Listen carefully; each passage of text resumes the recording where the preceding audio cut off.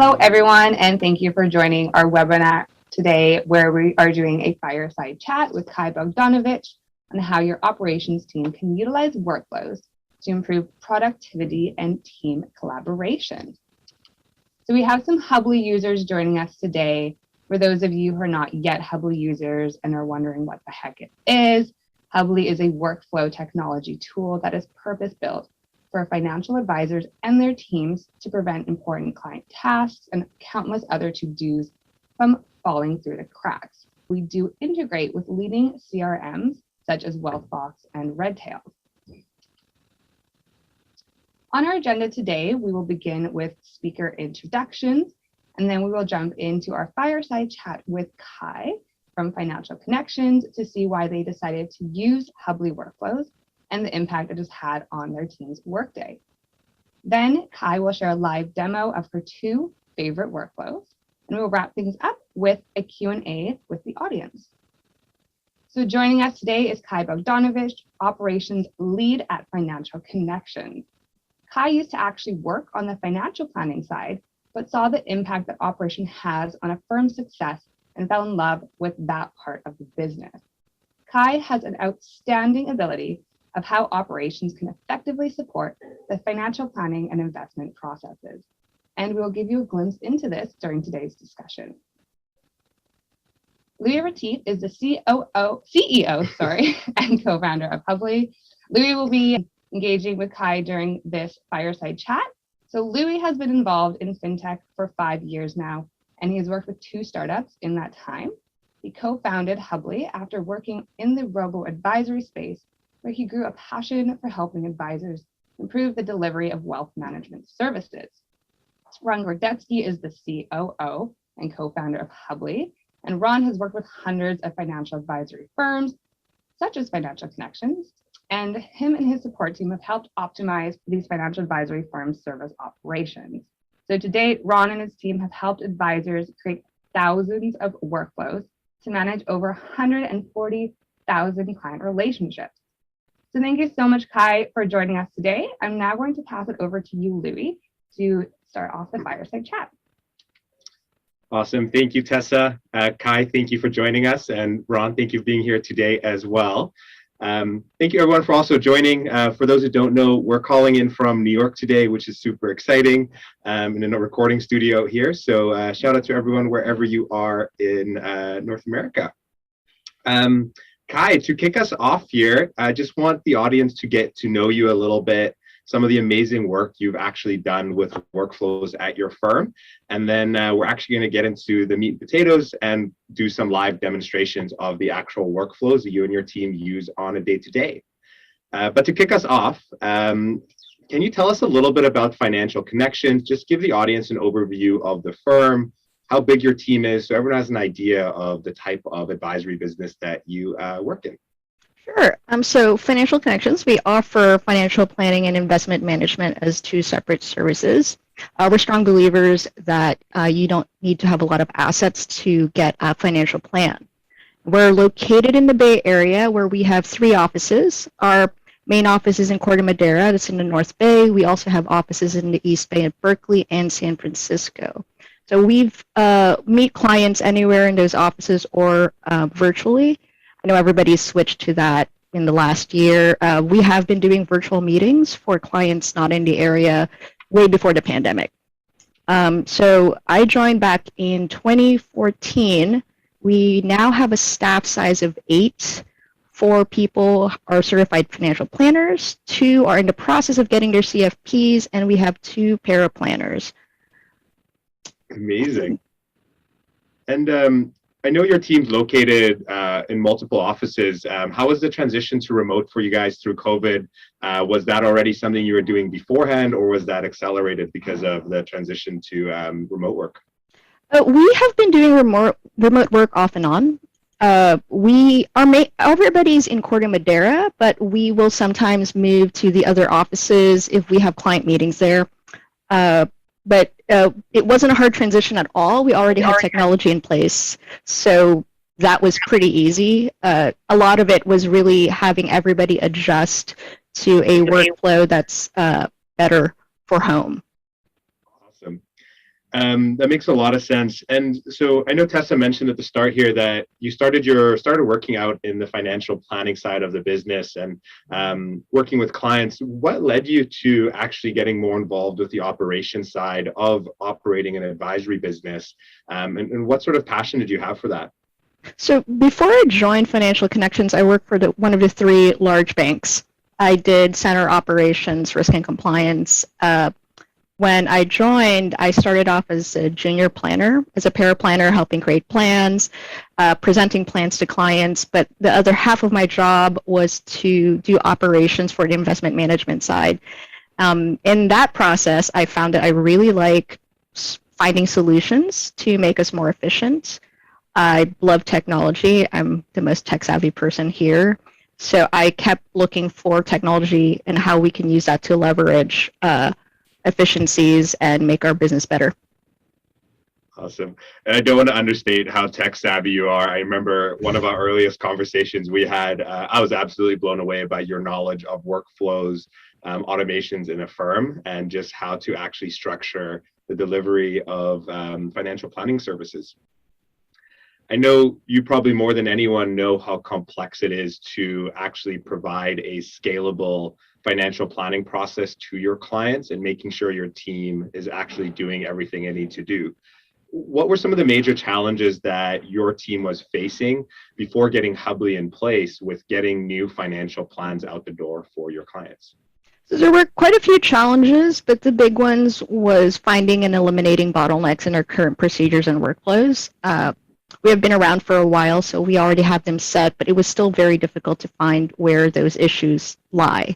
The other issue, especially with remote work, was figuring out how we can effectively communicate and collaborate in a remote environment. Then on top of that, we had to figure out what was on everybody's plate so that we can allocate work fairly and figure out who actually has capacity. And then finally, the most important part of workflows is making sure nothing's falling through the cracks, having reminders, doing follow-ups, making sure that we're actually doing what we write on our tiny Post-its that's, probably all over your desk, that sort of stuff.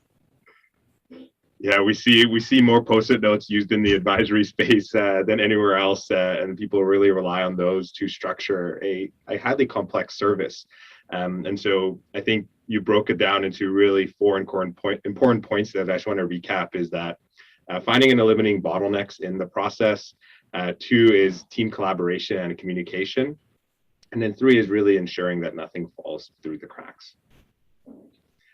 When it comes to adopting new technology at the firm, I know that Jill and the rest of the team have really trusted you in analyzing all the technology that's out there and deciding which ones are the ones that are actually going to help the business scale. And so what drew you to Hubly in the early days of working with us and the initial conversations we had? Well, this is a fun story. Jill is our managing partner, and Louis and Ron know all about this. She found Hubly through a virtual NAPA conference, and she ran straight into my office, very excited. And my reaction was, I'm not sure about this. This sounds a little too good to be true. So I did my research. I checked out Hubly. My hesitation comes primarily from the integration piece, because I was reluctant to add another item into our tech stack that may not integrate well with our CRM. As all advisory firms know, we need to be able to track and provide details on why we did X, Y, Z. So that integration was very important. So when I finally got to the demo with Louis and Ron, I was pleasantly surprised. Hubly had all of the features that have been in our wish list for a long time. Features like simultaneous tasks, connecting multiple workflows together, automatic workflow triggers, and the CRM integration with Redtail is actually really good. So for us, in order to scale our business, we need to automate a lot of things that happen on the day-to-day, and Hubly certainly does that for us. Awesome. And I know before our first sales call, you actually went through and read a lot of our content around features that we have in Hubly and asked some really detailed questions. And so it was really exciting to see how much research you did prior to actually using and adopting Hubly in the firm. Well, it's good to know that you didn't mind that. No, I actually really liked it because it made the conversation really about how we can work together best, how Hubly can really help you meet your business goals and objectives once we kind of got past the initial feature set that you identified as being important. And the last question I have here for you before we're going to switch over to the live demo, which I know everyone is super excited for, is I think when I speak to a lot of advisory firms on a day-to-day, and I think where people always struggle is where to start. I think there's so many opportunities for workflows in making an advisory firm more efficient. There are so many use cases. And so where did you and your team decide to start? Which workflows did you tackle first? And then how did you build Hubly out after that? So we've been using workflows for a very long time. We have, at the moment, 108 different workflows in Hubly. So what we actually did was we migrated our workflows where you guys helped us, transition it into your platform. But the first thing we did was actually fine-tuning our existing workflows for onboarding clients. Our onboarding process starts from the leads all the way to project completion, and then we have a follow-up that we use Hubly's features for to try to convert these financial planning clients into investment management. So that's really what we did. And then we also have people who come in for investment management only, and we have an entirely different onboarding process for those. Awesome. And so we obviously helped you guys build out your workflows, and we're a large part of that process. And I think what we really love what you've done is that you have this really high volume financial planning business where you're trying to really get out a lot of financial plans fast for new clients coming in. And then ultimately the goal is to provide them with some sort of value really quickly, like a financial plan. And then ultimately you want to transition them over to being assets under management clients or AUM clients. And so I really like how you've built workflows that allow you to get a client relationship off the ground. And then ultimately you have workflows that help you retain that client over a longer period of time, like starting to manage their assets. And I think it's a really genius way. You and Jill have built the business there around offering that type of service. Yep. Awesome. Well, I know everyone's been waiting for this, and we try to keep the fireside chat section pretty short, but I'm going to pass this over to Ron. And Ron and Kai is going to walk everyone through the workflows that they've built out together for financial connections around this planning process, and hope everyone enjoys. Awesome. Thanks, Louis. Really appreciate that, and enjoyed kind of listening to you and Kai talk about how we got to where we are today. Kai, I know that when we first started working together, we had our kickoff conversations, and there was a lot of alignment around the fact that this financial planning process you just shared on your screen is very complex. There are a lot of moving parts, and this is also where every great relationship starts, no matter who the client works with at your firm. Right. So could you kind of walk us through this process and show us what managing these complexities of financial planning really look like for you and Hubly today as a team of many financial planners? Sure. So the way we conduct our business is we work in pairs. So somebody would call in, they can come in as a lead, they can do a cold call, or we use Calendly to automate a lot of these scheduling items. They'll come in and we kind of sort of do a round robin, or if the information they provide us on the kind of service they're looking for, if somebody has a specialty, we'll assign it to that planner. And then we do our inquiry call is what we like to call it. And then if we qualify, if it is a good fit, if we can do what they're wanting to get out of us, we'll set up a get acquainted meeting. And then after that, if it is actually still a good fit, we'll send them a proposal. And then we wait for an agreement and deposit to come back. I'm surprised nobody's in the conversion section here. They usually don't stay there for very long. They get converted as financial planning clients. And then we start the data collection. Ooh.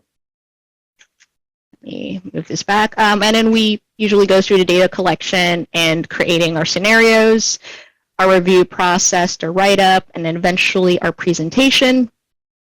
And then the usual sending out an invoice, deactivating them, and probably the most important part in this entire set of workflows is our follow-up.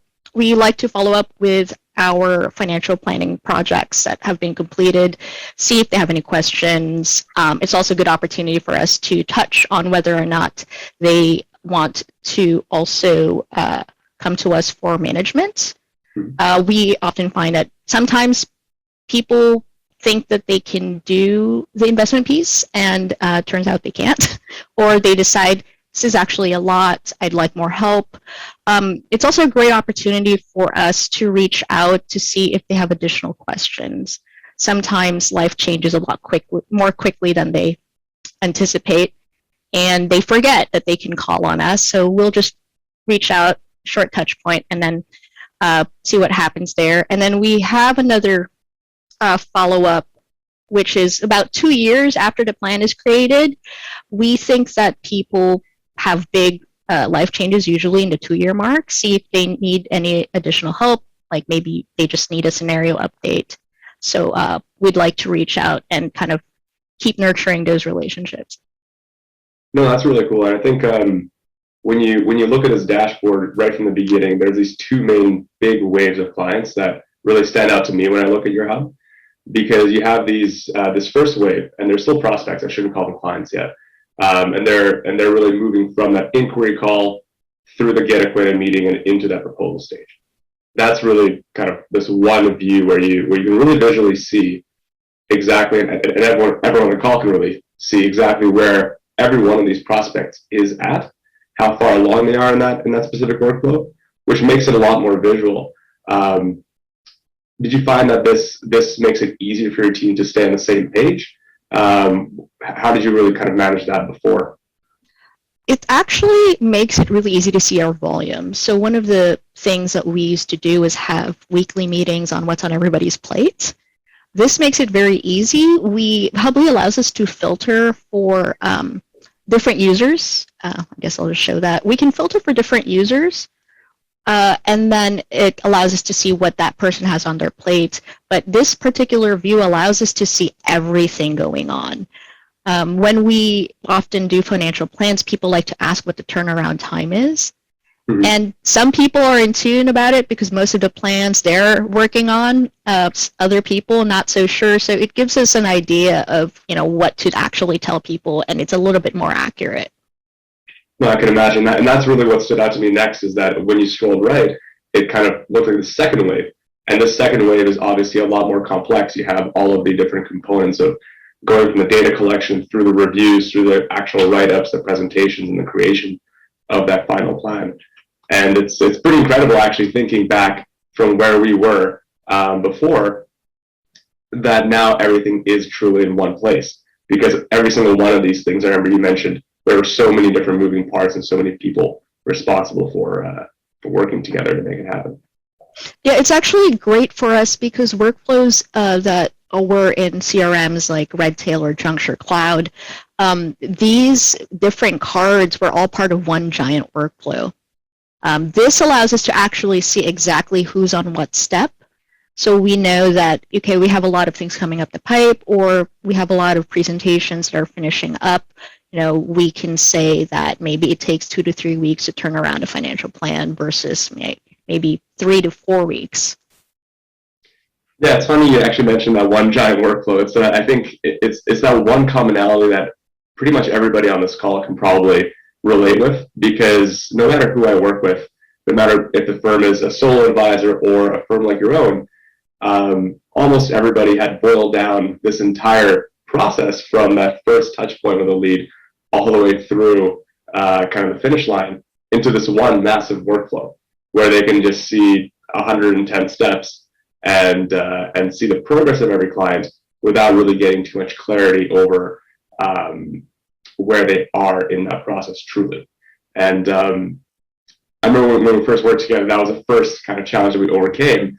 And that's always the first step in planning a process, is to take that apart into these stages that create that visibility, make it easy to see, make it easy to see volume, as you mentioned, prior to going down into the details and planning all the individual steps.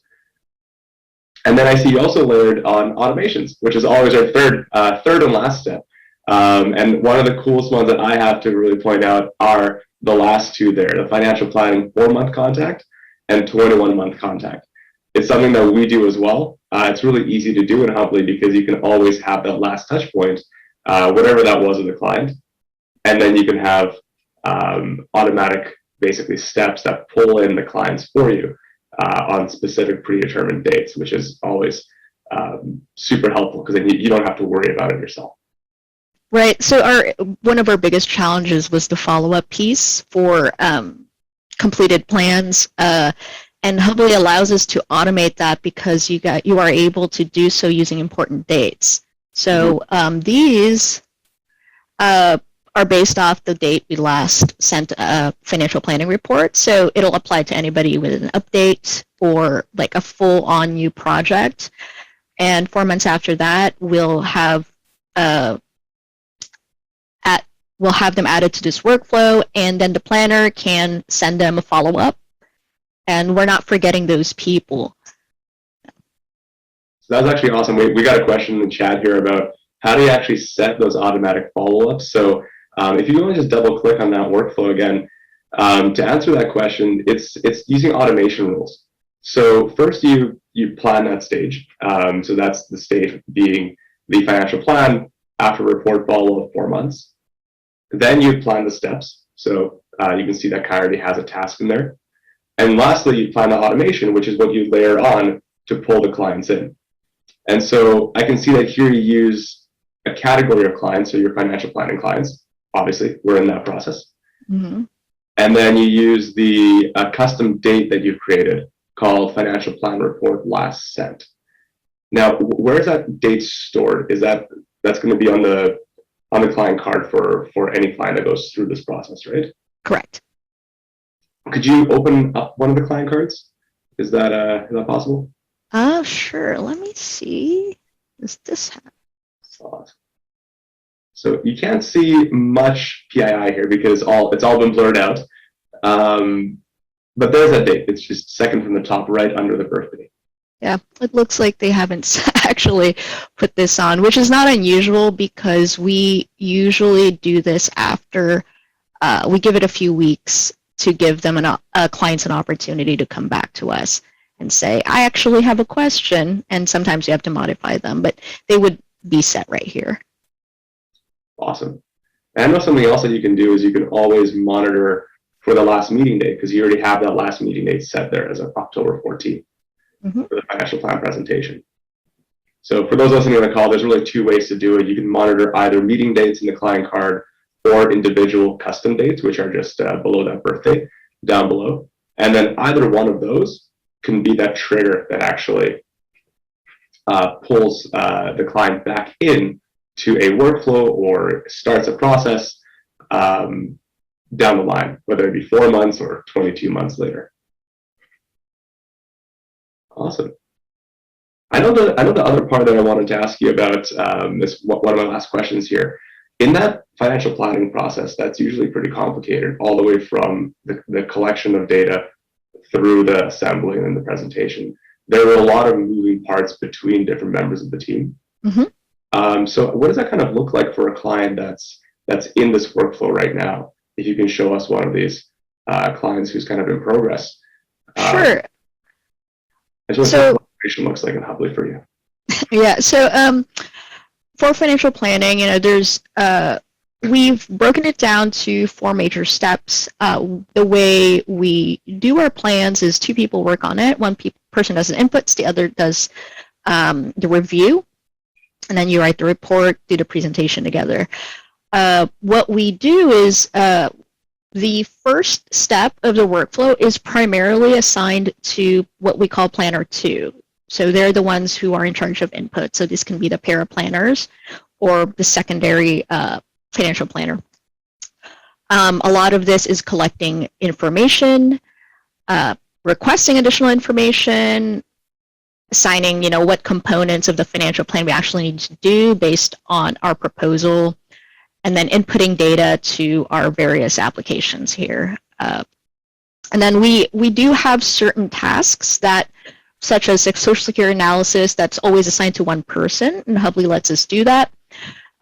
Kim Wohler, she is our social security pro. She knows it inside and out. So anything that requires social security analysis will be assigned to her.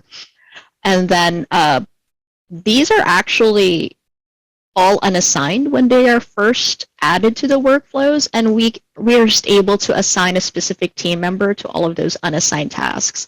So once they move on to this part of the workflow, our CSA actually comes in here and adds their name as the responsible member for this workflow.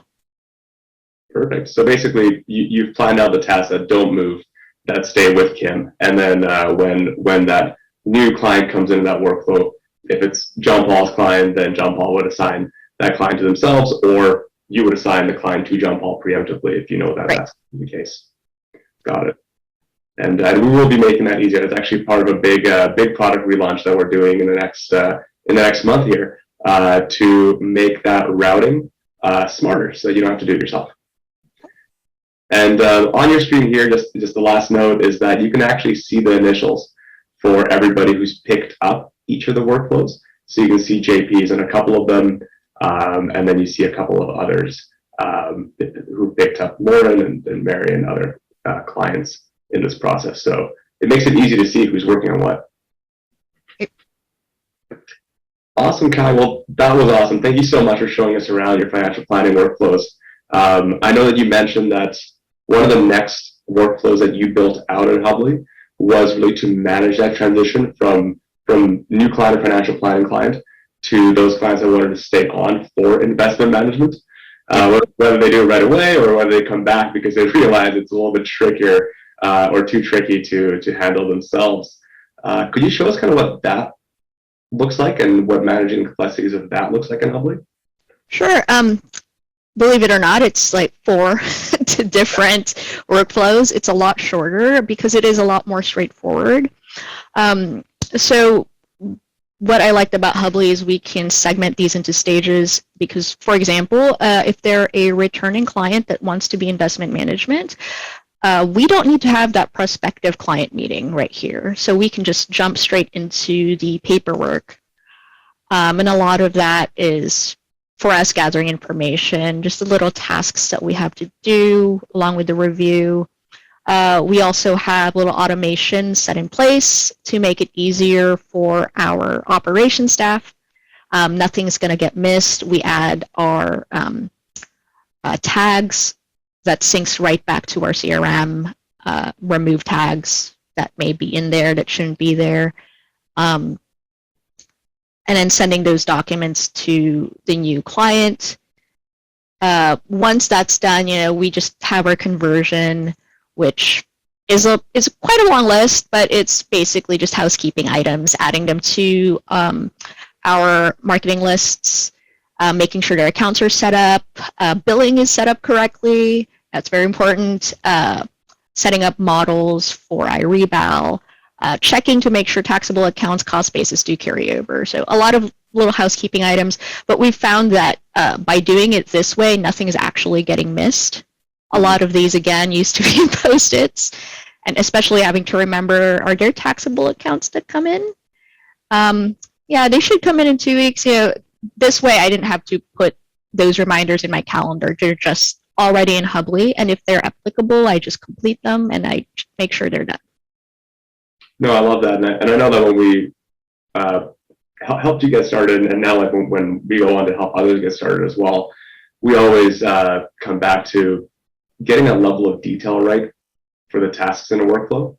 And more often than not, we always err towards the side of having fewer tasks, keeping the workflows more concise, and that way you don't feel like your job's becoming a professional task completer. But in other cases, when either the stakes are higher or the complexity is higher, and many times that also means that the throughput is lower long term, that you're not doing this workflow. It's not muscle memory yet. It's something that you need to make sure you don't make mistakes in. We always recommend going above and beyond and detailing those, taking the additional steps to detail the extra tasks you don't want to miss, even if they're not applicable to all clients, as you mentioned. And I know that in Hubly, one of the things that that makes that possible is that when you actually add a client in, if they don't need a specific step, you can just delete it or you can just skip it, right? And that makes it easy to just to do the things that are applicable and customize that experience for every client. Yep, that's actually been a very good thing, because a lot of the workflows we've encountered in CRMs are sequential. So if something isn't applicable, you tend to get hung up on that piece, or maybe another task can be completed at the same time, but they don't really belong in the same steps. So by virtue of Hubly's setup, it makes it actually very easy for people to just go in. If they've done ABC, they can just mark it off. They're not waiting for anybody else, and it actually makes it more efficient for the staff to do their work.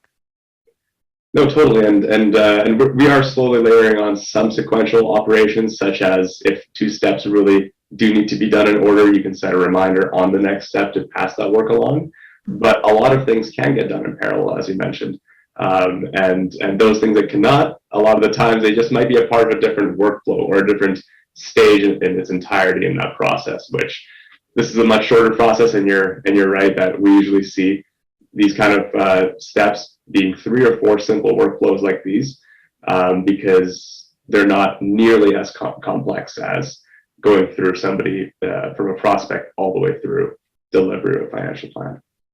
Yeah, Ron, I just want to add that the way we approach workflows, we want to make it as concise as possible, but we also want to balance it with the fact that if somebody isn't in the office, if they're sick or something, they're out for an emergency, that somebody can step into their role and be able to know that these items are very important, they need to be done.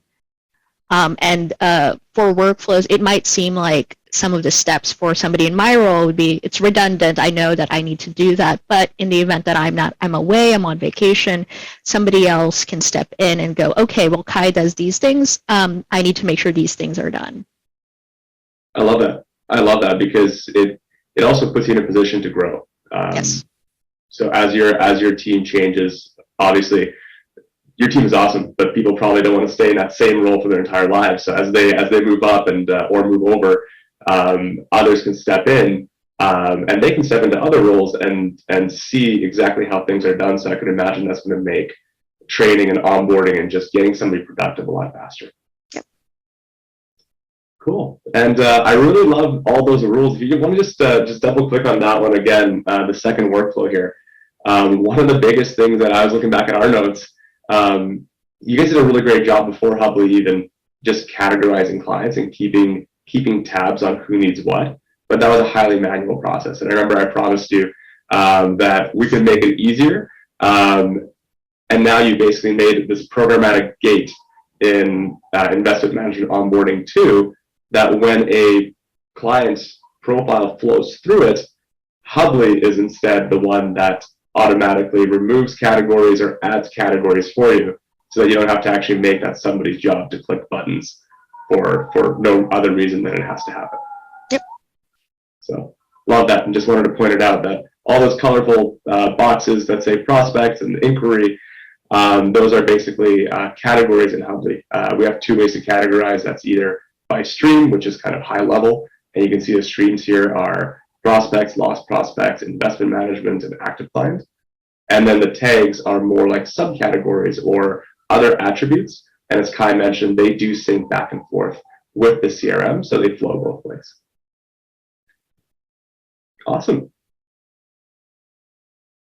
Awesome, Kai. Well, thank you so much. That was super informative, and I love how you organized these 2 screens to actually give a very zoomed-in image of just I am onboarding. You're not worried about all of your financial planning clients and those workflows. And when you're working there, you're not thinking about investment management. So it really kind of helps you create these thematic dashboards that I could imagine make it easier for your team to focus on just the things that are important to them when they're coming in to start their day.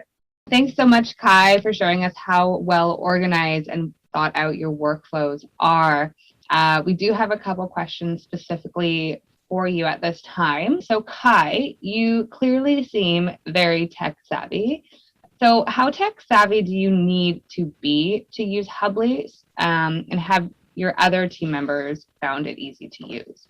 I will tell you, it has one of the easiest user interfaces I have ever seen. One of the things I look at when we look at new technology is buy-in, because buy-in for our staff is very important. You do not need to be very tech savvy to use Hubly. In fact, I find that almost anybody in my office, actually everybody in my office, can make their own workflows. They could add all of the automation they want. It is very user friendly. Hubly does a really great job walking you through the process as well. I've actually found that their onboarding to be excellent. If you don't have workflow set up like we do, there's a lot of workflow templates, and Ron and his team will work with you to try to narrow down what it is you need. They do a great job understanding our business, which is why we really ended up liking them. We had a lot of meetings talking about how our business is done, and then they helped us configure our existing workflows so that it works well in Hubly, so it reflects exactly how we do our work. So no, you don't need to be tech savvy like me. It's actually just a few clicks to get a workflow started, adding tasks. You can add your reminders, another few clicks. It's really easy. Great. That actually leads into another question then. So you mentioned that it's easy for other members of your team to build workflows. Do you recommend having one core person such as yourself, who's extremely well organized, to build out those workflows, or do you find that it's better if it's more of a collaborative approach? A little bit of both. For our firm, it's easier to have one person in charge of building the workflows and adding new things or changing, so that way you don't have too many chefs in the kitchen.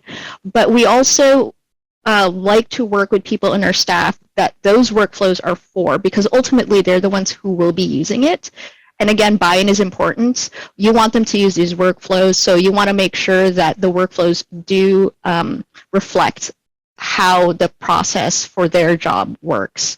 So we collaborate together in that piece, and then I implement those changes. I think it's important to note there too that you mentioned how during the demo, other workflow tools that you used before were very sequential and kind of they locked you into a set of tasks that needed to be completed. And I think that's one of the biggest mentalities that I always see needing to change as a team, because whenever any team comes from that kind of a system, then you're either planning the workflows, which is complicated and there's a lot of steps to do there, or you're just following the steps and checking boxes. There's not really much I'd say leeway that you have to make changes as you go with a real client. And that's one of the biggest things that is different in Hubly, is that when your team got into it, they probably saw right away that they can follow the steps, but they can also change things for an individual client. They can improve things on the fly if they didn't make sense. But they can also use Hubly just to jot down their own to-dos for that client in a particular stage, so that if there was something else that came out of the work they're doing, they don't have to go and write it down somewhere else. They can just put it into the workflow, assign it to somebody else in the team or to themselves, and then when you debrief, you can see if that should be a part of the workflow or if that really was just a one-off for that one client. And I think that getting that kind of agency is so important, and giving it to the rest of the team to be able to do this. Hubly is really ideal for team collaboration. That's what we're really trying to build a great product for.